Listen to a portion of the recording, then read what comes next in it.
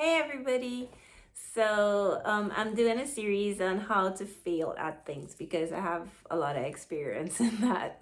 I mean, it sounds silly, but it's true. And the first of my series is how to fail at business because my husband and we opened a restaurant in Trinidad and it didn't succeed, obviously. That's why it's how to fail. Right now we're actually trying to start up two new businesses. One, it's for me, it's as a maritime consultant because that's my area of expertise, and I have an environmental background, and what I want to do is have this consultancy service where I could really help in the maritime industry. The second business, on the other hand, is for my husband, and he's a chef. So we're trying to do Trinidad and Tobago cuisine in France. So far that we know, there's no other restaurant with Trinidad and Tobago cuisine. You can get Jamaican, probably some Caribbean, other types of Caribbean foods, but nothing specific to Trinidad and Tobago. So we think it's a good idea, and we're trying to do this. So, in actually starting up these two businesses, I started to think, I was like, oh, well, we have experience in, how these businesses fail, so we want to avoid those mistakes. So I thought that that's actually a good thing to share with people. And so here I am. So I hope that you could take it for what it's worth, because not everything will be applicable to every business, but all of this, the discussion will be specific to the business that failed with my husband and I. There are things that are applicable to other businesses. So I hope that you could listen to this and get something from it. Maybe something that you didn't think about, something that, could help you along the way, and avoid my failures and help you to succeed. So, here we go. Hi, I'm Carla, and this is Justin. my husband. We had a failed business together. So I was talking to him to kind of spitball some of the ideas that I had, and it developed into this conversation that I thought would be really good for us to actually just do the conversation as the points. So this series is going to be how to fail at business. Well, sorry, not series. This episode is going to be how to fail at business. And so we're just going to talk and hopefully you pick up something from it. So I want to start with, hey Justin. So I want to start with our business, which was Luna's Bistro. And you can tell me a little bit about what that business was. Well, Luna's Bistro is just supposed to be small, kind of quaint food place. So we come, and the initial ideas was to sit down and have a dine-in, but eventually it turned into takeaway. And yeah, it's just supposed to be like bistro food. It's very simple stuff: sandwiches, some salads, some pastas. Maybe and some small snack stuff and drinks. But we were trying to do it with sustainability in mind. So everything was going to be locally sourced, and all our packaging environmentally friendly, that kind of stuff, compostable and things like that. So that was really important to the core values of what we were trying to do. Yeah, right? and trying to also serve like relatively healthy food At a good, cheap price. Yeah. Our markup wasn't very much actually comparative to other businesses. I think. And food, what do you think is like the usual markup on fast food or food like that? I'm sure that's another question I would answer. No comment. Okay. So, okay. Hi, that's our dog Uno. Okay, so we have a couple points. It's 7 points we have, but I'm not going to go through them in the order that I have them written down, because some I think they overlap, but not all. Yeah, they overlap, but still you could kind of find a little bit of a separation in some. And the thing about it in business is that most of it will overlap. One runs into the next. Yeah, you have something to say? Okay. Yeah, I thought he was going to No, he just making noise in the background. So let's start because I already asked you about what type of business was Luna's Bistro. So we'll continue on that, right? Um, what were some of the problems that we had with this choosing this type of business? So for me, I know that we didn't do proper market research on where we were, and we just had this idea. It's something that we were a bit passionate about, and we just ran into thinking that it. Oh no. Stop, please. Okay. Yeah, so we just had this idea, and we thought that it would work in wherever we went. So yeah, when we talk about it previously, we both have this idea of food and environmental consciousness and protecting our environment. So we have this. The idea was to take food, local food, sustainable food, and make a meal out of it, right? A sort of fancy table thing. Kind of thing. Yeah. And but what we maybe failed to do was No, we did fail to do because it didn't. yeah. Okay. But we made a huge assumption, which was that where we were living at the time when we came up with this idea Yeah. would be accepted and appreciated all throughout the country. Right. Right? Well, yeah. But really and truly, where we ended up living afterwards and Yeah. trying to set up this business, the market there is very, very different from where we were initially. Yeah. And we made the assumption because it's a small island and everything that it would be the same. Yeah. And to be fair, it's not that it wasn't a completely good market. It's just a lot of things went bad for us with the idea and that particular place. So we didn't do proper market research in it. And as you said, we applied what we thought would work when we came up with the idea, and in creating the idea, we thought specifically about the region we were living in, and then we moved and tried to apply it there, and that did not take well. That's one of the reasons. The other thing is that we didn't. You mentioned earlier too, when we were discussing that we didn't have a proper business plan. Yeah. So we have a nice idea on paper or in a conversation, because that's what we did. We had conversations about it. And then we just started and rolling. it sounded fantastic. It was like, oh yeah, we could more than do this. So let's just do it. But it's not just let's just do it. You need to do the market research. You need to have the business plan, right? There are these steps of business that we would have learned in school or whatever. We just bypassed actually. Yeah, because we thought we didn't need this, but hey, only in hindsight can we look back at it now and say, we need it. Well, yeah, because I guess to be honest, we were in a rush, but that will come down to a different point. But we just one of the things we overlooked that we thought that we could overlook was the business plan, because we thought that we could do it on the go and Exactly. not a proper laid out structure with a schedule. But even if you're rushing into a business, it's still a good suggestion. I think and that's a a proper plan. Yeah, we were talking about it earlier, right? In our conversations after, when we did our own personal analysis of why we failed, however long ago, and all this kind of stuff, we did realize that. I don't know.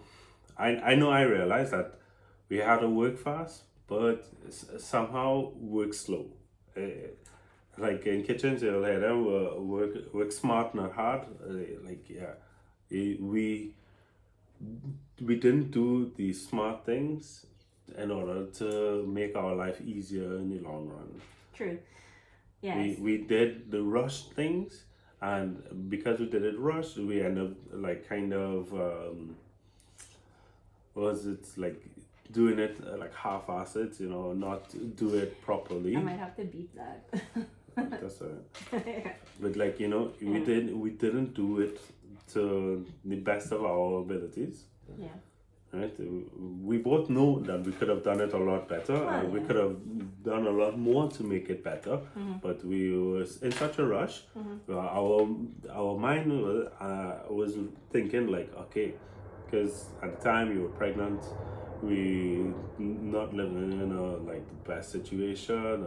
We have this amount of money To invest into yeah. the business or to do something with it, and we decide, okay, we don't. Both of us, neither of us, want to go back to work for people. We want to work for ourselves and hopefully make more money that way. Yeah. And because we just focus on we need to make money, need to make money, so you start to kind of mentally and psychologically you mess up yourself, you psych yourself so much that like you rush and you make a bad decision, a rash decision. And we made at the beginning we made quite a few. Yeah, I agree with that. And we at the time when we make those decisions, it's like, okay, we didn't see anything wrong with it at the time. Right. But as the business time passed by in the business and coming to the end, we realized like, oh shit, we did this in the beginning and now it's hurting us now. All right. Well, that was actually a nice little segue into point 2, which is finances. So you mentioned that we had a certain amount of money and that that's what we used, right? So we funded it ourselves, which I would like to make the point that if you can, I really suggest using investment or taking a loan based on that. But then again, that leads into the first point. You need to have a proper business plan and market research, right? But nobody's going to invest in. Yeah. And some people. Some people invest in the idea, but it's you have to be smart about the money. And when you use so we had this lump sum of money that makes it sound like a lot, but it's not a lot. It was, we had some money, and then we took that money and we actually just did everything for the business, right? But I think one thing that we didn't do was we talked about it earlier today too, we weren't extremely strict on the budget. Yeah. We had a budget, but right. It was I'd say like a flexible budget, because it was a lot of things we said like, okay, no, we need what X amount to do the kitchen, to do the front, to do the back. Everything was set out, but at the time when we started the budget, we didn't know like the particular prices of like PVC or whatever. And those things. So when we estimate $5, it really was $15, and then we were like, oh, okay, it's $15. We need it, so we have to get it. So, but what happens is that you say, okay, we usually spend $15 on the PVC, but we take the $10 extra that we needed from something else, and we did a lot of labor ourselves too, and like doing over the place, and which helped a lot, cutting costs. Yeah, it did. I mean, like all our family, and friends helped us with doing the complete renovation of the spot that we had gotten. But what happened because of that is that we didn't have the rent money and which is important, I think, because our business had a location. Now some businesses wouldn't need to have a particular location like that and stuff like that, but ours had a location, so the rent, we didn't have it back. We didn't have it saved for like how much X ever months or years. And I strongly suggest 2 years, because somebody did tell me that you should have in the food business 2 years of rent and expenses for for staff and everything just there. And I know that that is like, it could be a lot of money and a bit ridiculous, but to be honest, like if you can't do that, then you should do it. They should budget for that Well, because not all businesses would need that. yeah, Food businesses generally need something like that, yeah, right? you need to have So, at least some months ahead planned, a minimum 6 months. I think, like, because you don't know what you could run into. And what the other point that I want to make is like, for me, like, credit is really important because, like, wherever you could get credit, you should take it. Yeah. Although that did end us in a little bit of hot water when we started to take things that we didn't so much so need, Yeah. and that put us in a I little think bit that's more. another one of your points, huh? Yeah, it put us. No, well, it is in finances. Yeah. We didn't clearly identify what we needed. Yeah. Which is all part of the business plan, right? Yeah. So we ended up buying things that we thought that was best, but we didn't. I mean, some of the things were like the type of stove that we got, the refrigerators. Like we got a fancy one that we didn't really need. Yeah, because we got like the extractor fan that was just too big for the space. It's like it was really, really bad choice. In those things, not everything, but in a lot of it, I could see you getting sad. It was a lot of money wasted. Yeah. Well, not a lot of money, but money that if we used properly, we could have done better. Mm-hmm. And also, but what I wanted to say though, with the rent, I'll come back to this on the location, but with the rent, like I said, to have like at least 6 months and for expenses, have it there, like in your budget, but don't pay it in advance. Because I remember there was a point where I was trying like to get 6 months. I was trying to take a loan to get 6 months. Oh no, ghost, no, oh. Ghost. Okay, it's still shooting. Mm-hmm. Yeah, I remember there was a point where I was trying to get 6 months. Oh Lord, too early. Go outside. Okay, yeah. I remember there was a point that I was trying to get 6 months rent, like take a loan so we could have 6 months rent in advance. Excuse me, shaking. It's the kitty and the puppy. And we were late on rent and stuff like that. And when the landlord heard that I was trying to get money in advance, get money to pay off for 6 months in advance, she was like, "Oh, it's so crazy!" Like, insisting that I pay all of it, right? And that wasn't my plan. I was just gonna take the loan and hold the money and just have that in the bank. So I don't suggest you pay it off in advance because you never know what could happen. There was an issue that happened where we had a fire. No, we didn't have a fire. Yeah, we didn't have a fire. That was Very wrong. clear. We did not have a fire. No, we didn't.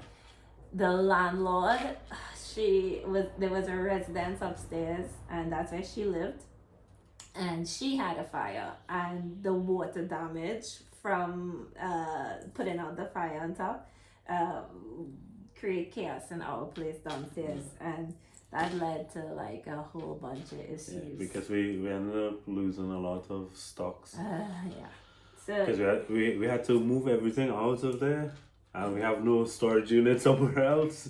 This was the storage unit, and now we can't use the storage unit because they shut off electricity to the building, they shut off gas to the building, everything was down in the building, so we had to take everything out. But where are we going to put it? So we did lose a lot of stuff. Yeah. For when that happened, and actually that was around the time that I was trying to get the rent, the loan for the rent. So what ended up happening was that we had to close soon after that. So if I had paid the rent, I would have lost the money anyways. So, but Yeah, so that's one thing that and we clearly could not predict that. Yeah, It was really really weird. I mean, like you'd more likely think that a fire would happen in a restaurant, yeah, not in the place upstairs, yeah. the residence upstairs. So all right, so because now I started talking about the location and rent and stuff like that. That's a nice transition into the next point, which is location and you know, so Yeah. I think and everything that goes with the real estate actually. So what happened, as we said earlier, it was like our situation, it wasn't urgent, but it was urgent for us. So you know, I was pregnant, we had this money, we wanted to invest, we wanted to start up soon. So we were hunting for a location, like really, really hunting, just driving around looking for spaces, and In the newspaper, we on had a Facebook, we talking had an about. idea of what we wanted to get, but we were like looking at spaces, trying to think how to make things work. And real estate, especially rent for food business, is a little bit expensive because it takes a lot of money to renovate a spot to if it is not made for a food business. Yeah. You have to do a lot of construction. So we searched and we rushed into a location. Yeah.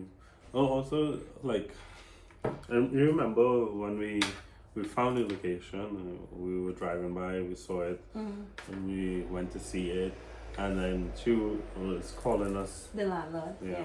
She, like, afterwards, she called and called and called, and was like, oh, you need to take it. There's somebody else. You want this place? Yeah. Come take it, come take it, come take it. And that kind of peer pressure from outside, Business. you know, like, oh, Yeah, we were because young, but we were we were young, but I think like she was experienced in enough. being a landlord Yeah. too, because what happened is that she saw that we wanted the place and we were desperate, and I guess she saw that desperation in Yeah. us, and she started to say, oh, she had somebody who wanted to take the place and Yeah. stuff like that, and kind of pressure us into like taking something Yeah. that we were And- unsure of because we were worried that we wouldn't get another spot. Yeah. And then Incoming. and then when we took this spot, we realized like, oh wow, this is. I can't remember what the rent was, but I know it was too much for Well, that Yeah, particular the spot. the spot, you remember, it was divided into two, and our spot was half of the second commercial space. Yeah. It's only when we were leaving, when we were closing, that the owners of the owner of the store of the second commercial space that our landlord was renting out told us what their rent was, and it was the same amount that we were paying. They were amazed. Yeah. Because that's the thing, is that we don't really discuss these things, or like, well, we didn't discuss it, but that's what I said. And you need to have like transparency in this. If they don't, or if the landlord doesn't want you to speak to this one or this tenant or something like Because that. she didn't. Yeah, she was like she, that. she tried to keep us away from the. Yeah, other she was tenants. not a good landlord, to be honest, and she was a very, very bad landlord. And the funny thing is that people did tell us about this when we initially found the place before we took it, but she came off as nice. So people lie a lot, and you have to like put aside that, like as you were saying, I think put aside that rush to have like a clear head. Yeah. So do things slowly but quickly at the you same move time. you move fast, but have your head clear. Yeah, it's really difficult to do, but you know. Yeah. And That's how it is. Like when you're working in the kitchen, yeah, your hands moving quickly, you're doing this, but your mind has to be clear because you need to know the stages in which you do something in order for the dish to come out properly. Right? You can't just put everything on the fire and just hope that it will work. No, everything takes time, right? So yeah, a clear mind with a fast-moving body is what you really need. I think everything really comes back to this business plan, because if you had a business plan, you would have a clear mind because everything is written down, everything is in the way that needs to be. So you just check back the business plan. You don't have it in your head, you have it written down, and the two persons or whoever is in the business, so if it's just you, if it's other people, you have to sit down every so often or have a phone call every so often and say, okay, yeah, this is what we're doing and this is how we're doing it and stuff like that. The business plan is really, really important, Yeah. and we did not have it, and that did not help. It made Also, things bad. yeah, also too with the location, uh, it's not just the landlord that was bad. It was the location itself. There was not a lot of foot traffic. There was a lot of Vehicular traffic in the mornings and afternoons. So we were hoping to track because it that. was right at the edge of Intersection. a residential area, right? So we were like, oh, okay, this would be good.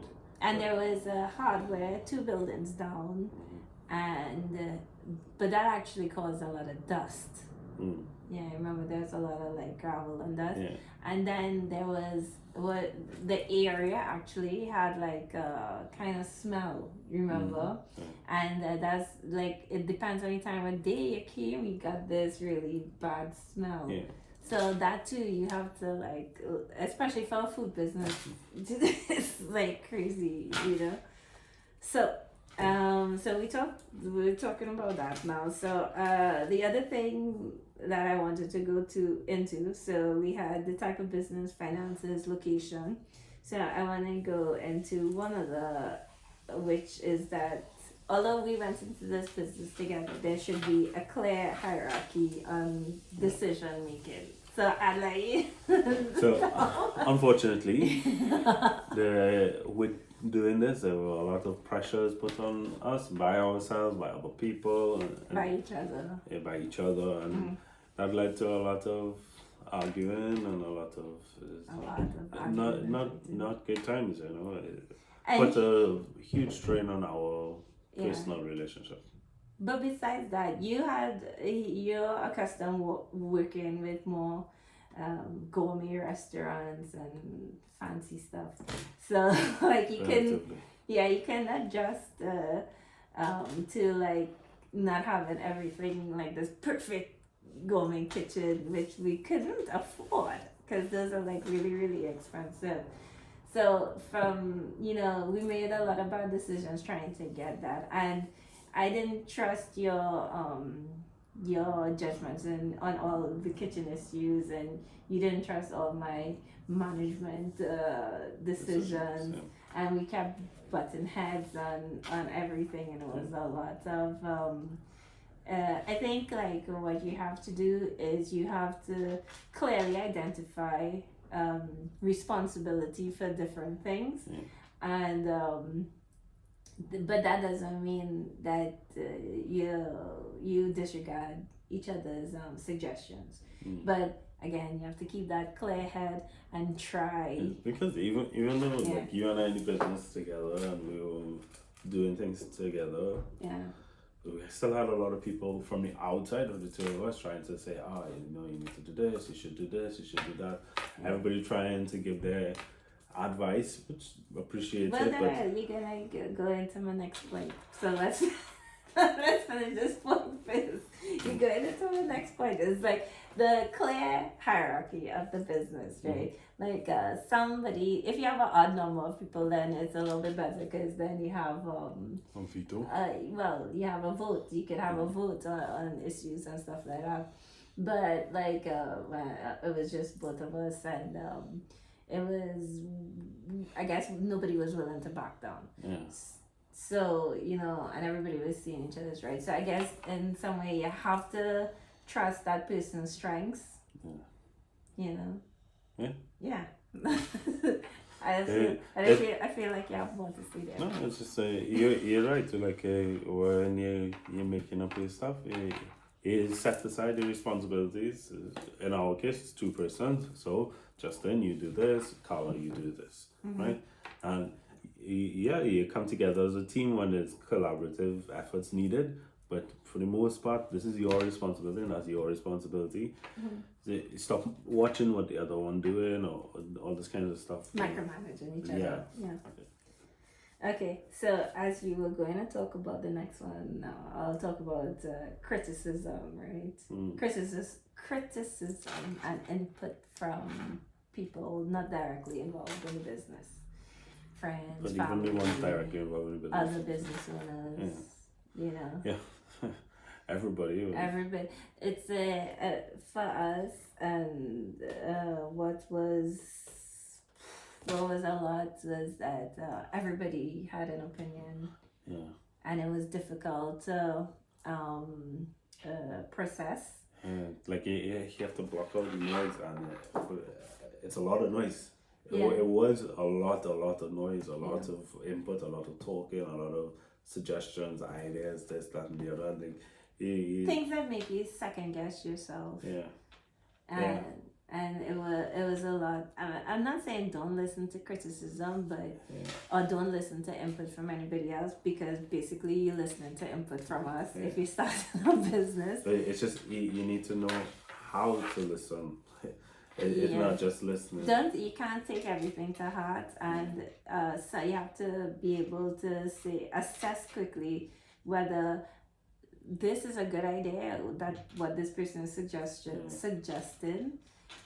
And even if you don't like the person, Yeah. which that happened to you a lot, yeah, even if it's not somebody you would normally take advice from, and they had a good idea, then you have to say, because it's You about, have to humble yourself. yeah, humility is important, but at the same time, it's not taking it all on, because of criticism and things, input from other people.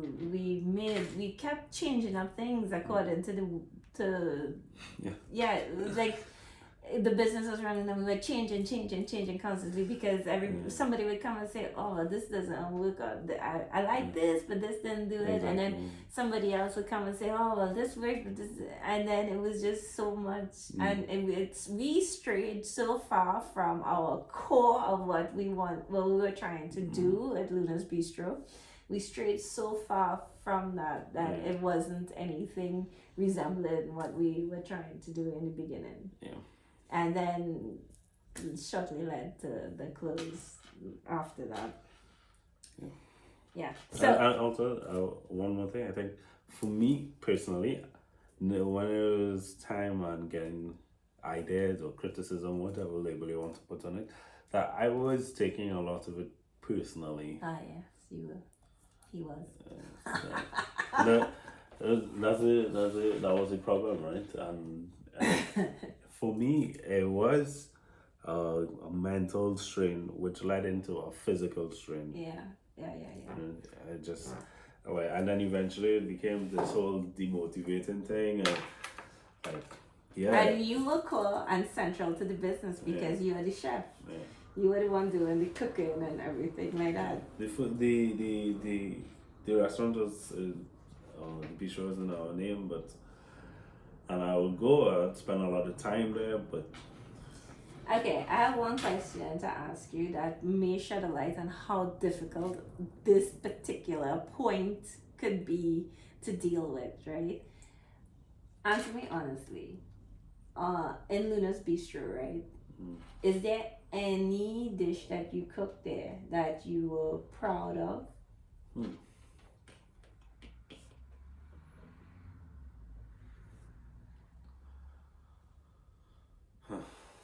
Short answer, no. But the reality, the reality is that the ideas behind the dishes that I came up with or wanted to do, I liked. Yeah. Right? I liked the ideas. What was bad was maybe the execution. Yeah. Yeah.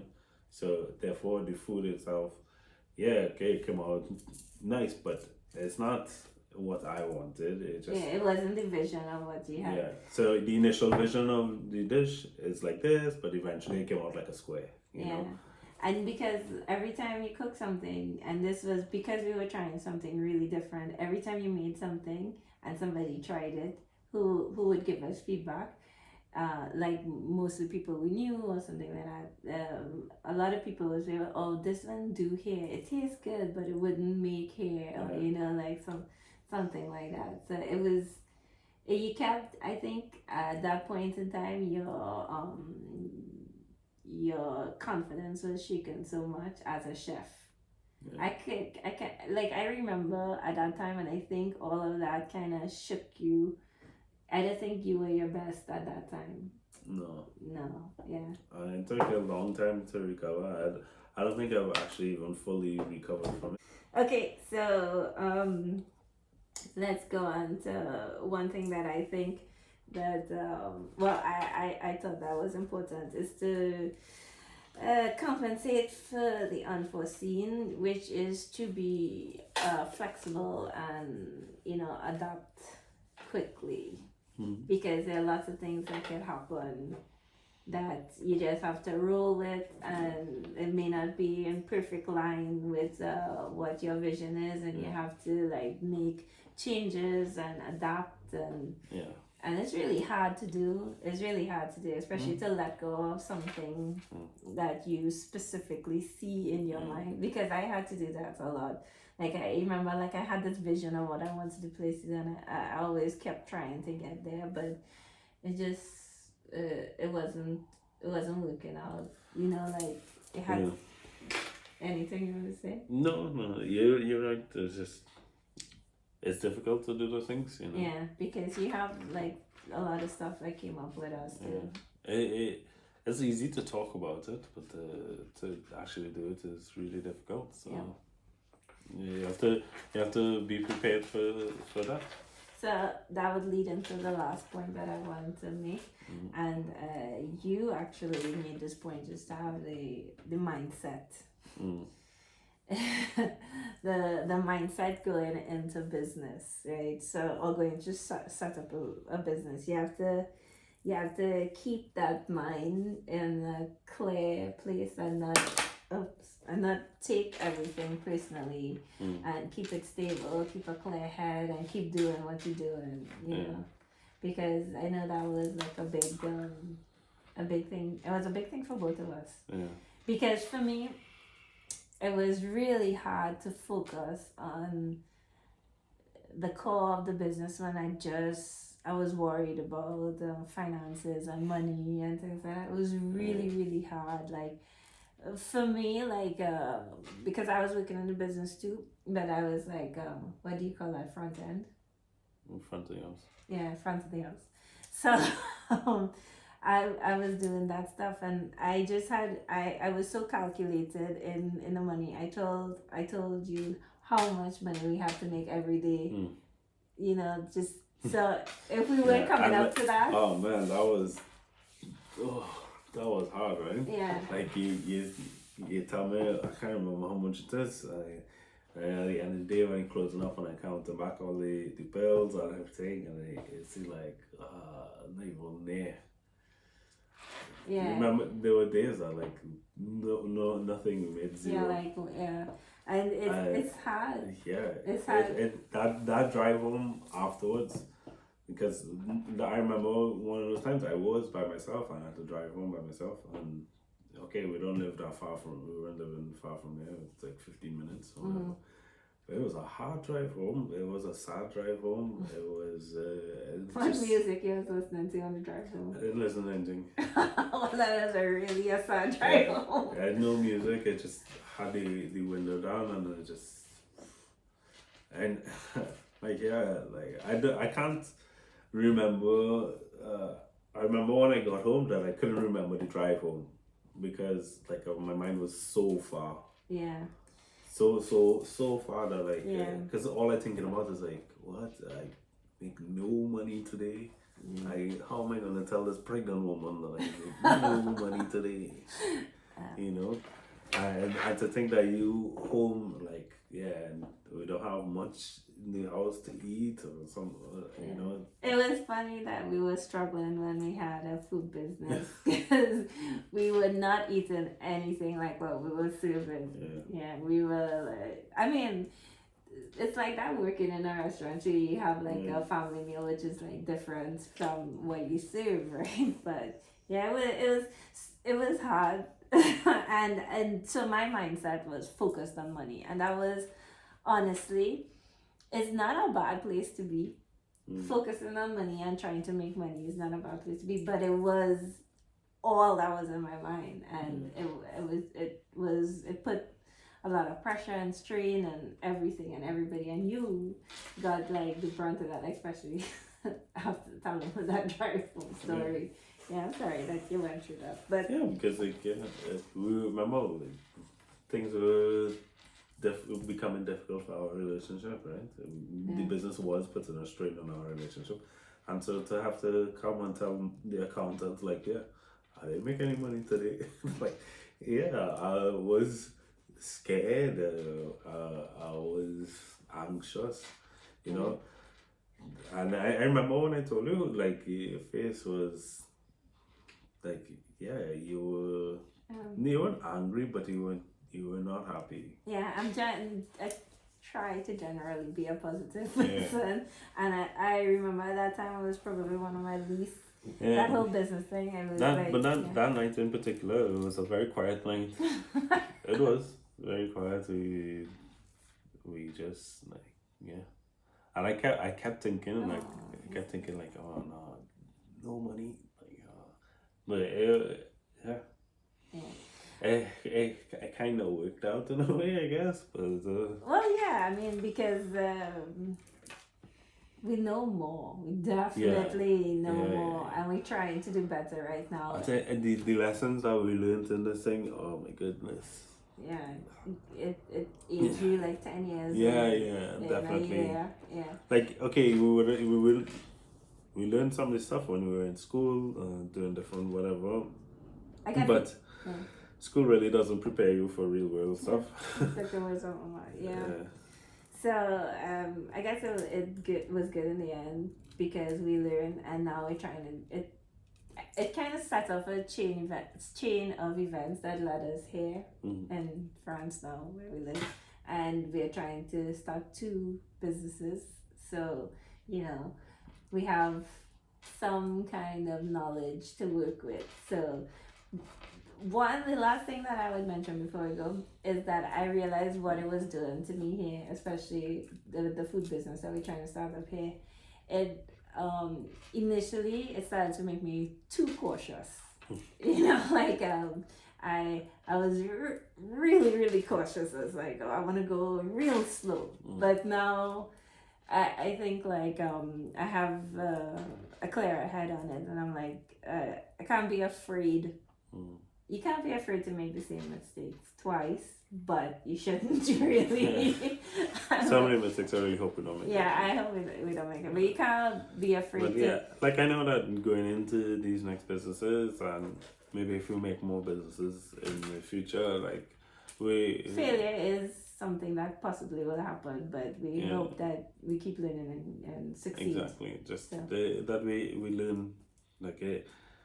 I know that opening a business sounds nice, it's cool, it's fun to tell people, like, yeah, I have my own business, but it is difficult. It can be very testing at times, but I think if you try and you try really hard and you're honest and you do good stuff and you have a good product, that people will come, people will find out about you, especially now.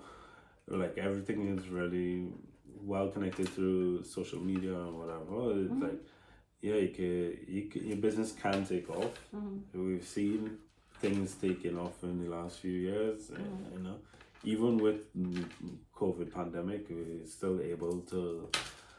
were still able to launch some fantastic businesses, right? So we just have to do it now. Yeah. Well, okay. We could end with that. Oh,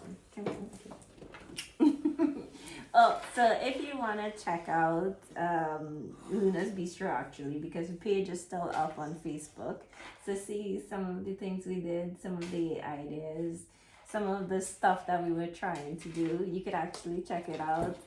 It's at Luna's Bistro TT on Facebook. Yeah, if you just search that. I'll put the link down below. Thank you. Okay, bye. Okay, so thanks for watching, and there's no pressure, but if you can like and subscribe, it would be great. But if not, it's great too. So bye. See you next time.